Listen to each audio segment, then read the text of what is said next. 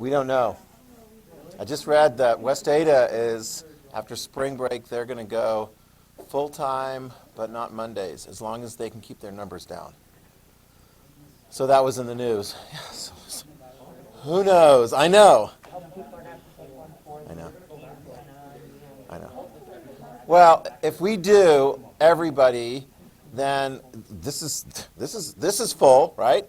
And the other half of the ninth grade is full. The green day is full.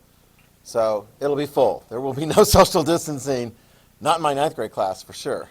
So anyway, yeah, so we'll just, who knows. But I got my 2 shots, so I'm good to go. Woohoo! So hopefully they'll work. All right, good morning, ladies and gentlemen. Have attention, please. All quiet, please. Thank you. Have your notes out. We're going to wrap up. I want to say a couple things about the Safavid Persians, Muslim Empire, and then we're going to get into the Mughals of India. When we come back then, after the break, we will be getting into sub-Saharan Africa, so sub as in below the Sahara Desert, darker-skinned Africa. And one of the big issues that we're going to be looking at there is how Africa gets involved in the international slave market. Sucks for Africans if you're captured as a slave and put on a boat and transported across the Atlantic Ocean. As part of that, we're going to take the time, we're going to do it in class, I think I've told you this, John Newton's Amazing Grace, which is a song, which is a story, which is a film.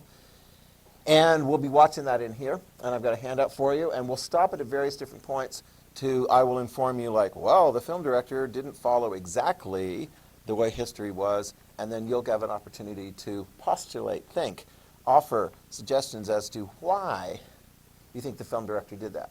Because that's what you're doing on your film. Okay? Right? Have you guys gotten started already? How many of you guys have watched your film already? Maybe you watched it even before it was assigned to you. You're right. There we go. How many of you guys know the name of the director for your film? Okay, there you go. So get started on that, particularly just making sure that you can find the resources so that if you needed to change it, you could. I've already gotten one movie changed, so it's okay to change a movie, and you can change it again and change it again. We don't change the due date, but we'll change the movie if you need to. And there's tons of good movies out there, tons of them. Questions or comments on that? Yep. All right, let's get to it.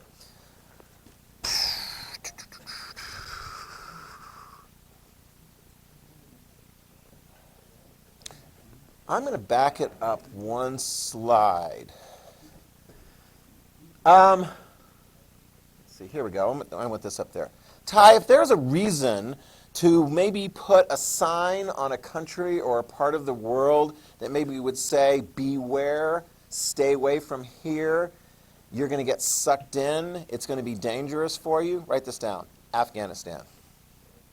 Okay, and I mentioned that a little bit last time, but I want to come back around to wrap up Persia, because I don't think the Safavid Persian Empire, I don't think I really nailed it down quite as well there. And this is a lesson that's going to be applying to us here, actually, in the United States of America. There's a certain mountainous region right up here that is today known as the country of Afghanistan. Very mountainous. It's not very, developed. So you're not going to see like major industries and massive, population centers and so forth there. A lot of the people live in mountainous tribal areas, and they fight with each other a lot. You can write that down. In Afghanistan, they fight with each other a lot. But sometimes they join together to fight invaders. They fight invaders. If somebody from the outside comes in and says, hey, we're going to take this over because it's here and you guys don't look like you can put up much of a fight, they join together and they put up quite a bit of a fight. It's happened in many different times in history. We talk about 2 of them right here. The Safavid Empire is going to run into problems right here in this area. See where you've got the kind of the striped lines? They get bogged down trying to gain control of this area, which is much of modern-day Afghanistan. And it's like, okay, well, we put a lot of resources in there. It's one of those things from life. If you put in a lot of time and effort into something, should you put in more time and effort to get it finished the way you want it to? Or should you look and go, this isn't working out very well, and just walk away from the whole thing? Depends. It is tough, though, because if you put a lot of time and effort into something, you're like, I got to get this thing done. I got to get it done. But then somebody might objectively come in and say, you know what? All that time and effort you put into that, it isn't going to get any better when you put in more time and effort. It's just not going to work. Do you understand that? Afghanistan, controlling Afghanistan seems to be one of those things. I want you to make sure and write down in your notes, the Safavid Persian Empire was weakened because of the fighting going on in trying to take over that area today known as Afghanistan. Does that make sense? It was weakened. It got sucked in. In fact, somebody tell me, if you get into a bunch of quicksand, will more effort get you out of quicksand? Anybody know? You're shaking your head? Why not?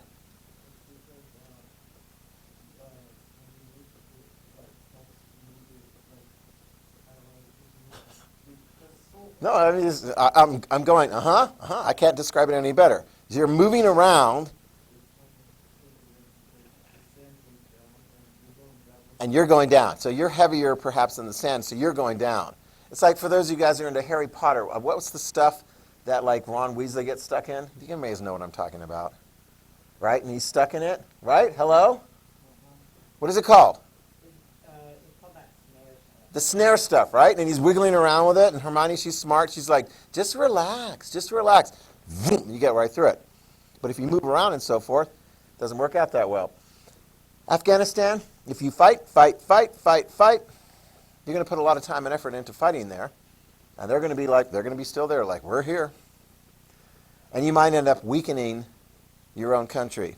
It's amazing in history the number of countries, empires, that have gotten bogged down in a fight in Afghanistan. The Persians, the next empire, the Mughal Empire, is also going to have problems there.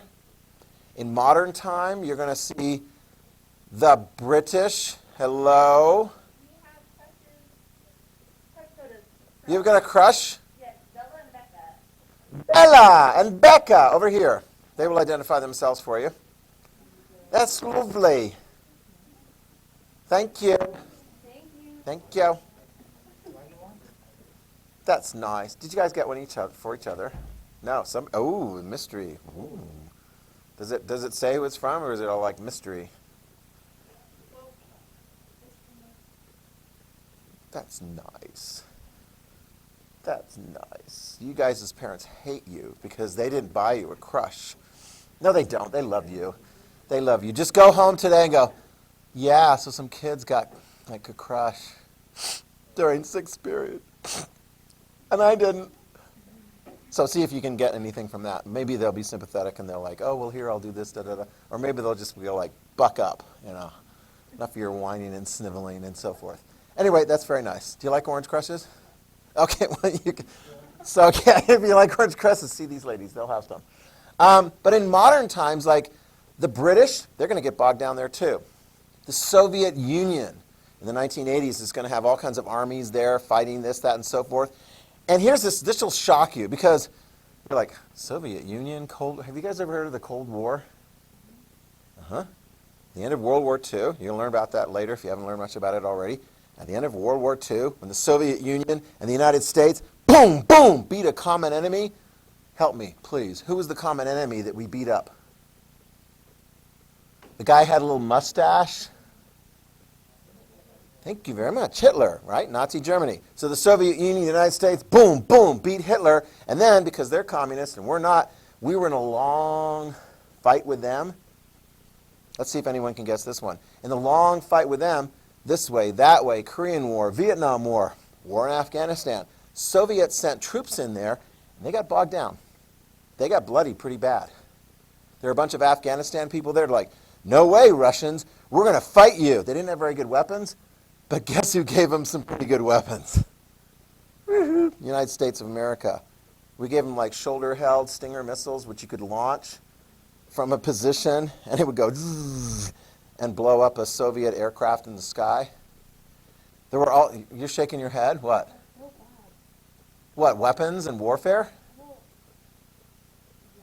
Yeah. Well, those Soviet aircraft were going around and going and wiping out like little Afghanistan villages and so forth. And we were like, that's so bad. And we gave them really good weapons. And so they're like, oh, you're not going to come around here and shoot us all to kingdom come anymore. And they came out from outside of Iraq and said, hey, Soviet aircraft, feel this. Blow it up. They also, like, where's this going? Let's see if you can figure this one out. Because I'm going to ask you to identify the name of a person. This particular guy, along with others, was not in Afghanistan. He went to Afghanistan from Saudi Arabia. Fellow Muslims. Afghanistan's full of Muslims. Saudi Arabians and others went to Afghanistan and they joined the fight against the Soviets. And so therefore, the United States were also giving really sophisticated, powerful weapons to these guys from Saudi Arabia. Some of them turned out to be really quite extreme Muslims. But they were on our side because they were fighting against the communists. Have you figured it out yet? I'll give you one more clue. After the Soviet Union gave up and left Afghanistan, these guys took over Afghanistan. And they continued on. Afghanis and Saudis and others. And then they turned their attention against us. They weren't too happy with us.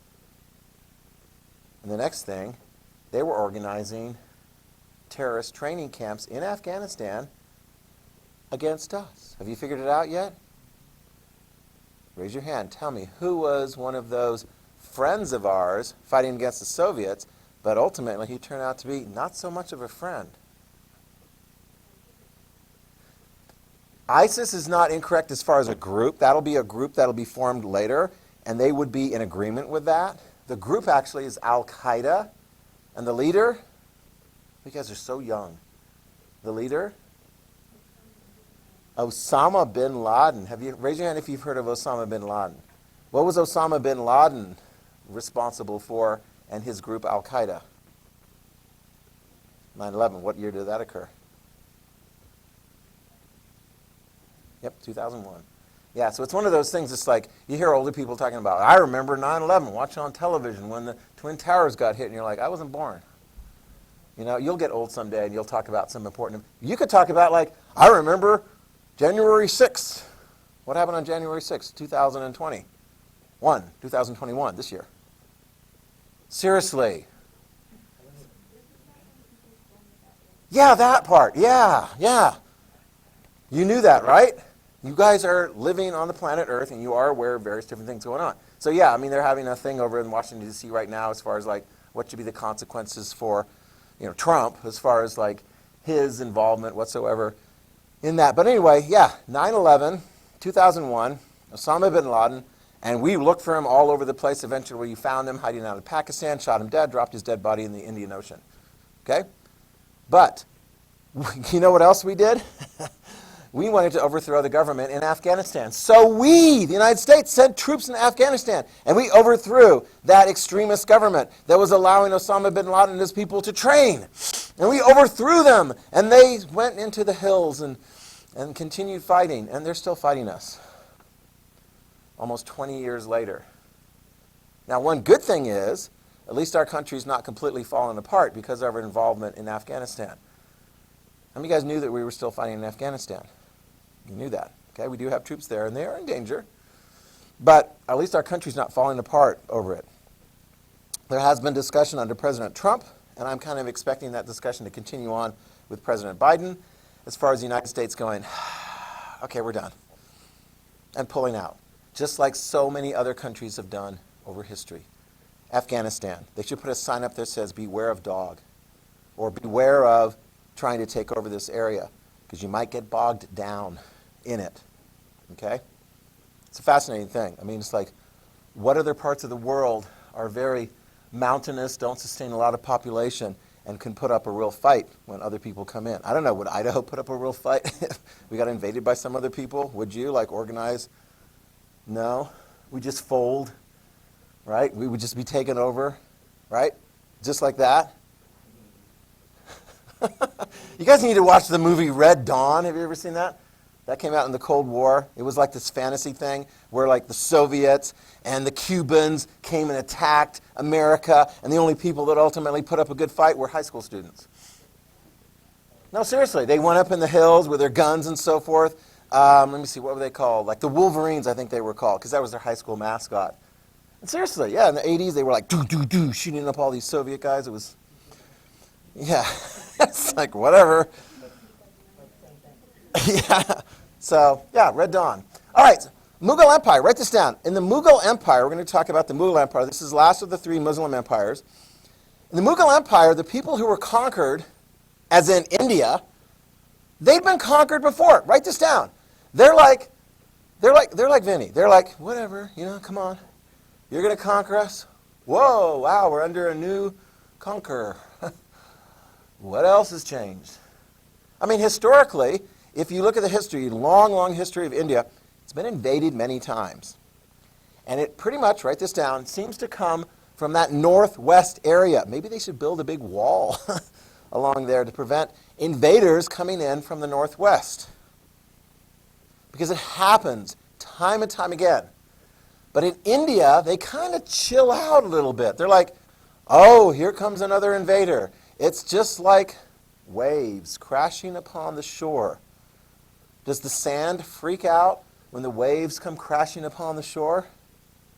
No, their sand is like Vinny's. Like, I'm sand. I'm just your waves. No big whoop. You crash, and then what happens to the water? Goes back out into the ocean. Here's the deal in India. What matters most in India over much of the period of time is religion. This is important. This will help you understand what happens in the Mughal Empire. India has religion. I think we identified this last time. What is the main religion of India, Marin? Hinduism, yeah.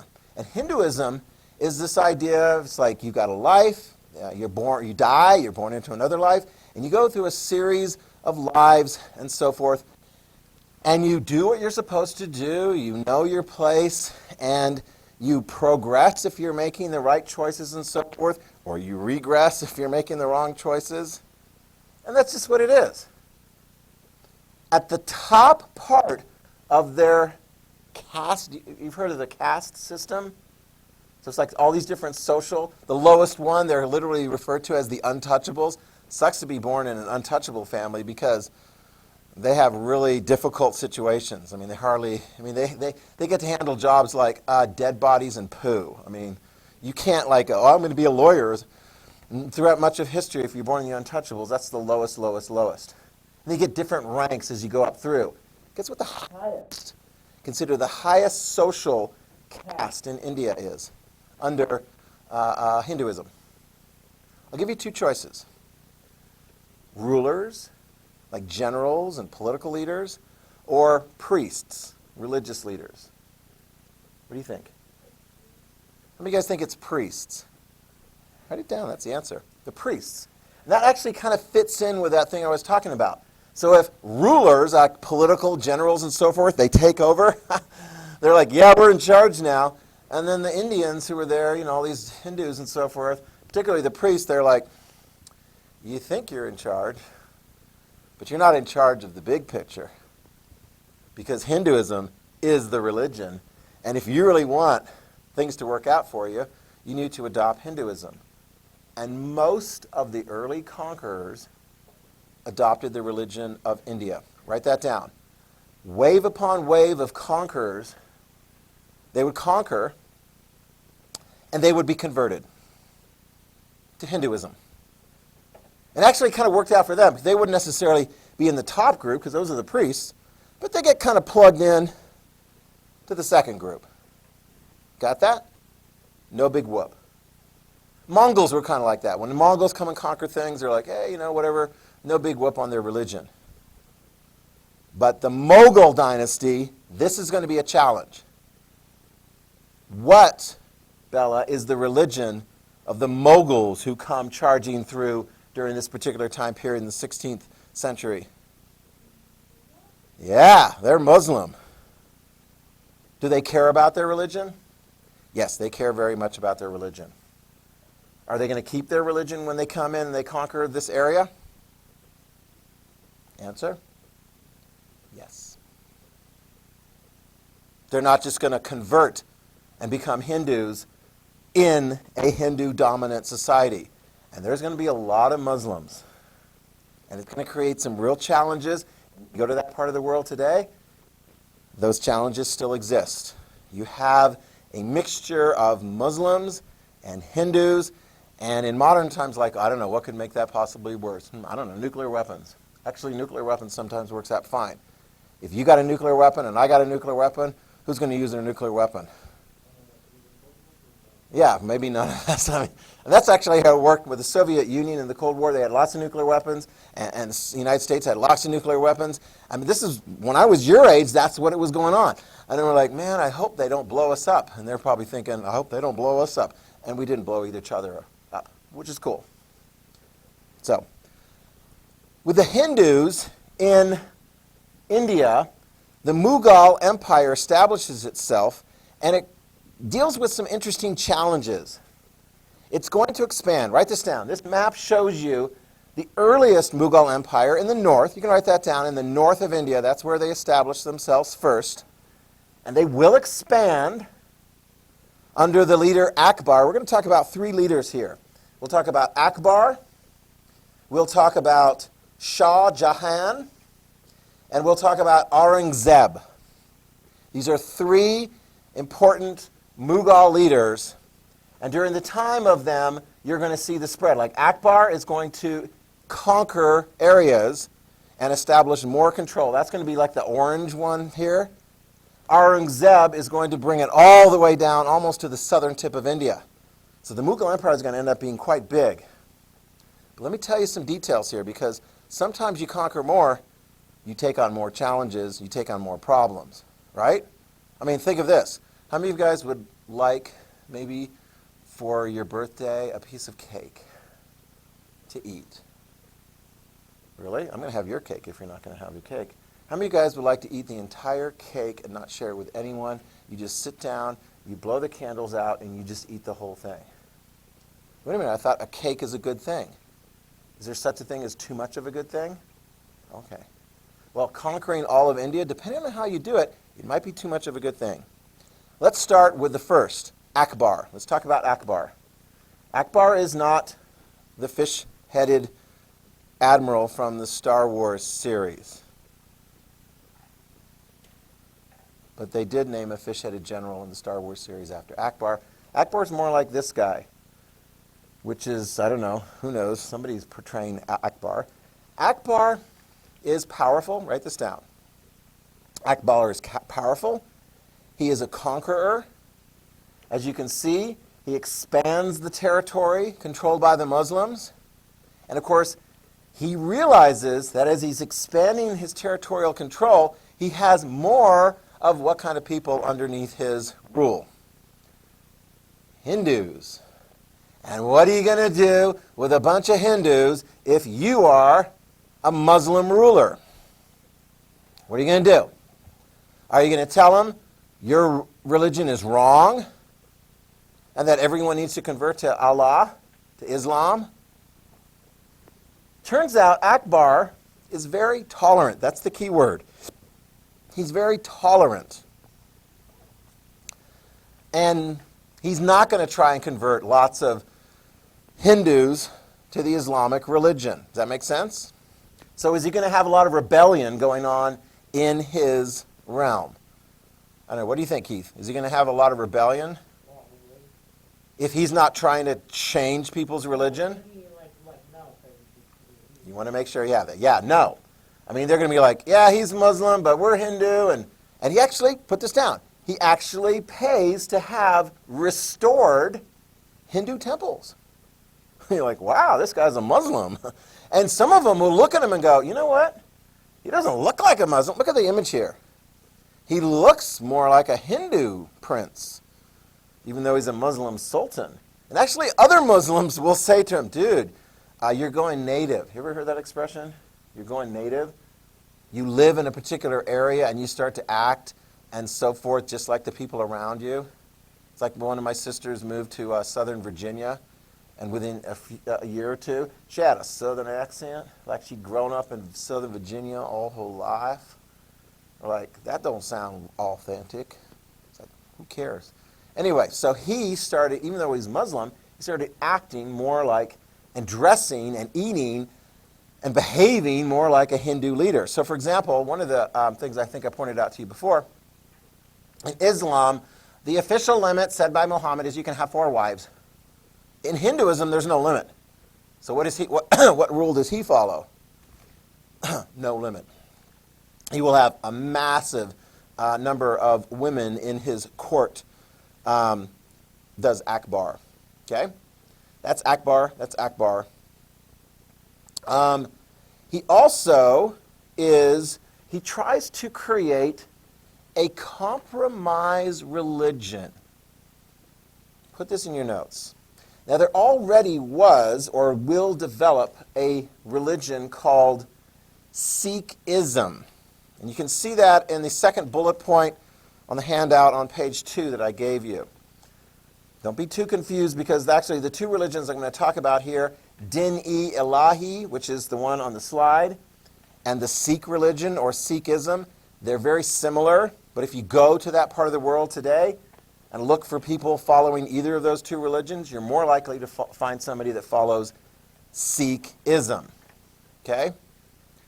And what are those religions? One of them, Akbar created, called Din-e-Ilahi. What he basically does is like, okay, these are some of the things the Muslims believe about their one God, Allah, etc., etc. These are some of the things that Hindus believe about reincarnation and multiple deities and so forth, multiple gods. Let's combine them. Make sure, that's the key word. They're combination religions. It's a mixture of Hinduism and Islam. Sikh is that, and there's a fair number of Sikhs in India today, and in Pakistan. Not a tremendous amount. They tend to sort of congregate in one area because, as you might not be surprised, do most Muslims say, yeah, Sikhism, that's like great, that's really super? No. Write it down. Mostly in Islam, they reject these compromises. They're like, no, you're missing like the core, real, true Islamic belief. Same thing happens among Hindus. They look at this and they're like, no.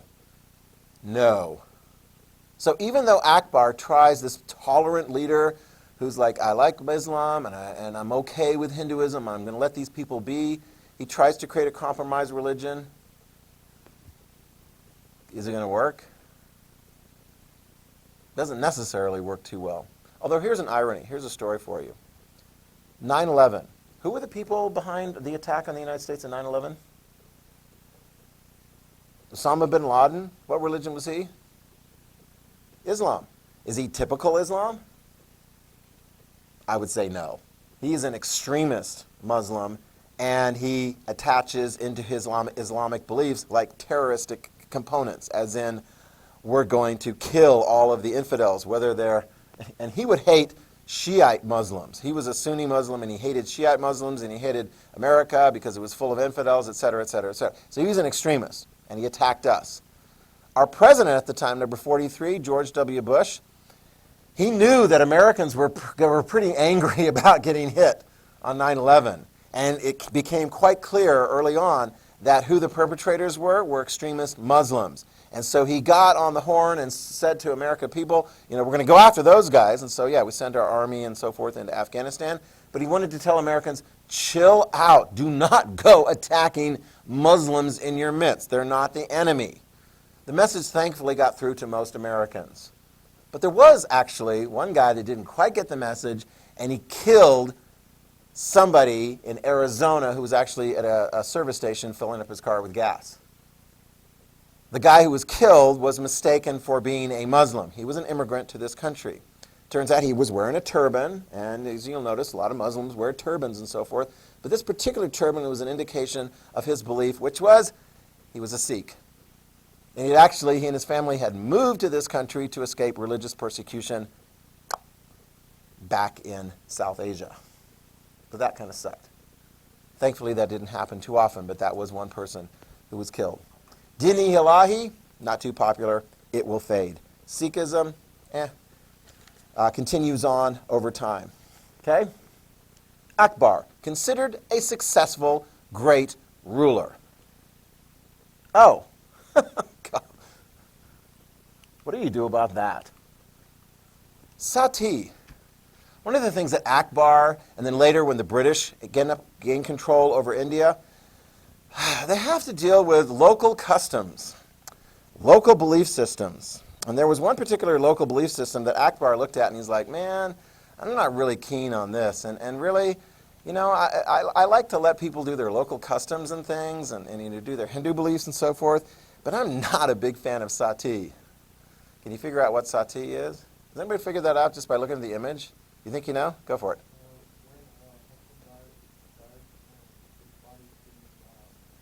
Yeah, so in Hinduism, you do burn the body of the deceased. A lot of times they have a big funeral fire, and then the ashes are distributed like in a holy river, like the Ganges River or so forth. Yeah. But what's going on in this picture? Well, what did she do? So here's the dead husband getting immersed in flames. And what's she doing? She's walking into the flames to be with her husband.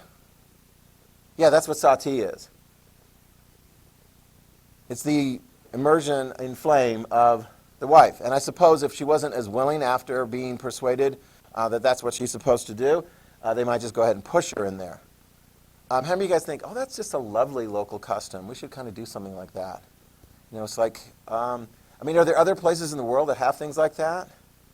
Yeah, you look at different kinds of societies. Typically, it's like, you know, the wives or like the servants. Like in Egypt, you'd have the death of a pharaoh, and a lot of other people would join the pharaoh in the next life, and sooner than some of them were planning initially. Kind of messed up. It's interesting because some ladies in my classes and so forth have said, well, what if the wife dies first? Does the husband get thrown into the flames or jump into the flames? No, as you discover through history, a lot of history seems to show some favorability toward the male gender with respect to, things like that. Okay? So, Akbar is not too much of a fan of that, tried to repress it, but it was so strongly immersed it will still continue. Even up into modern times, you'll still have that, unfortunately. The practice of sati. Yeah, sorry. Yeah, what do you do? How many guys do you think Akbar should put an end to this as the ruler? How many guys are like, no, that's just what the locals want to do. Just let them do it. It's okay. I mean, it's a tough thing because when people move to different parts of the world, let's say those people moved to the United States of America and had a belief in sati. Would those run afoul of American laws? Yeah. How about, let me see, what do they call those? Let's see. Oh, gosh, I'm trying to think of the word for it. There's some who practice, usually it's, I want to say in some Islamic communities in the world. And the idea is that like a family is all cool and everything as long as all the various different participants in the family are chaste, as in like they stay unsullied until their marriage.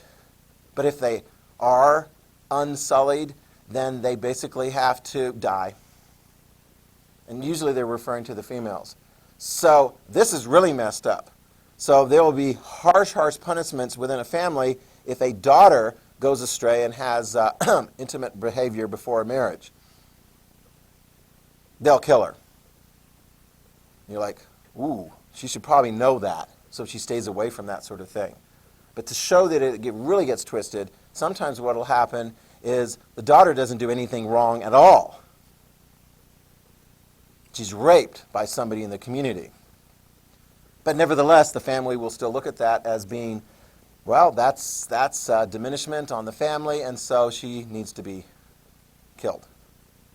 So if you're in charge of a community that has that kind of practice and so forth, are you going to allow that to continue, or are you going to be like, no, we're going to have laws to prevent that sort of thing from taking place? This happened a long time ago. You don't run into that in India for a long time. But some of the other things, they happen. sorry, the world is a scary place. Just make sure next week, when you have some time off, just happy thoughts, butterflies and cherry tarts and things like that. Although, stuff like that goes on in the world, so beware. All right, let's go now to, here's a happy one. Here's a happy story. Mumtaz Mahal and Shah Jahan. Mumtaz Mahal and Shah Jahan. Shah Jahan actually took over, I want to say, directly right after Akbar. So he is the leader of India. Okay? Does he expand the territory? No, he actually doesn't. He doesn't expand the territory. He's like, you know what? It's good to be Shah. It's good to be in charge. It's nice. I got a palace. I got food. I got this. Right? He's kind of like the trust fund man. Okay? He inherits a lot of wealth and power, and he just wants to enjoy it. So he's in charge of running the country, but put this down. He's not very dynamic, and some things start to take place beyond his notice that create some weakening in the Mughal Empire. But let's give him props. He loves his wife. He loves her so much. She provides for him as a result of their marriage. I want to say, did I have it written down? Quite a few children. Yeah, quite a few children. But sadly, she dies. Before him. Okay? I don't think they would have thrown her in the fire. Anyway, they're Muslim, so they don't do that thrown in the fire kind of thing. She dies before he does. And he's overcome. He's sad. He is just overwrought, and he decides that she will not be forgotten. She will go down in history. And he has built for her the most iconic building in all of India. It's the Taj Mahal. There you go. It's a mausoleum. And you can tell it's Islamic because of the dome. Well, I don't know, that's not necessarily Islamic because you see some domes and some other things like that. But the minarets are very Islamic as far as the structure. Beautiful architectural structure. It's a mausoleum. Her body is placed. Her dead body is placed in it. He loved his wife, and there you can see, and actually this is beautiful too. I like this image right here because you've got the reflecting pond, which sort of like imitates then the beautiful structure of the Taj Mahal. It's a big, huge, massive structure near New Delhi. There you go. Way to go, Shah Jahan. You have created an architectural feat by a Muslim ruler that is going to be famous in India for all time until the present. A symbol of love, a Valentine to his dead wife. Okay? Aurangzeb. He comes in after Shah Jahan. Aurangzeb is not a tolerant ruler. There we go. He's a conqueror like Akbar, but he is not tolerant. He is not a fan of the Hindu religion. In fact, to the extent that he finds Hindus doing their Hindu thing in his particular territories, he will not be happy about that. Aurangzeb is the one who conquers the southern part of India. So you can say he accomplished a great deal because he conquered more area, but man, he's going to have some opposition from Hindus. They are not going to be happy with him as the ruler. Do you understand that? Why are they not happy with him as the ruler? Because he's tearing down Hindu temples and he's repressing their particular religious belief system. I mean, it gets to the point, it's so bad that what Aurangzeb is going to have to deal with is, write it down, open rebellion throughout the Mughal Empire. And like with the other two that we talked about before, the Ottoman Turkish Empire rises, it will decline and fall. The Safavid Persian Empire rises, it will decline and fall. And actually, right here, during the time of Aurangzeb, the great conqueror who uses elephants in his battles to conquer, that's cool, because those are pretty ferocious. It will also, in a sense, create weakness from within India. And here's the irony. Hindus are going to look for help from an outside power. Raise your hand if you can tell me this outside European power that can arrive by boat and can make alliances with local Hindus to throw off the Mughals, and the local Hindus are like, yay, we like you, you're really cool, you're helping us out to throw off the Mughals. But the next thing you know, this European power is going to be pretty much in charge of the entire area of India. Have you figured it out? Give it a guess. Write it down. Britain. Very good. Britain. The British Empire. One of the biggest pieces of the British Empire that's going to be established is India. And in India, they're going to tie that into the British Empire. They're going to grow they're going to grow tea. They're going to grow so much tea there, they're going to have like, man, we got to get rid of this tea. Why don't we sell some of it to Boston at a really low price? Maybe that'll make those people happy because those guys are going crazy these days. Oh. And of course, when we get to it, the local Bostonians are like, I don't want to buy no tea. I don't care if it's cheap. Why wouldn't the Bostonians want to buy tea? Do any of you guys know the answer? It wasn't the cost of the tea. It was something that was added to the cost of the tea. You guys don't know? Taxes. They're like, I don't want to pay no stinking taxes to Britain.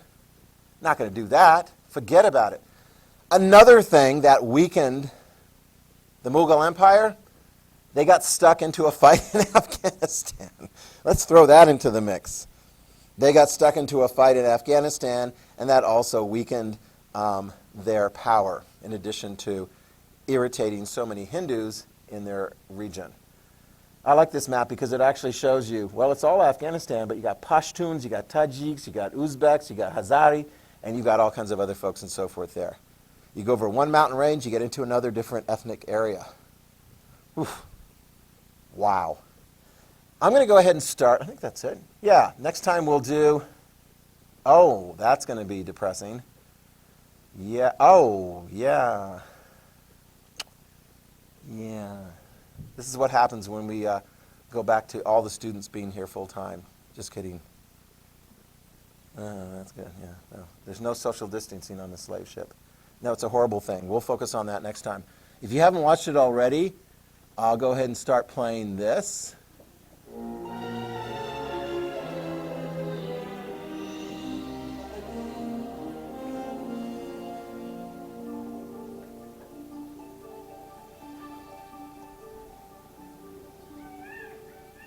In 16th century India, Islamic invaders called Mughals turned the subcontinent into an empire by adapting to it.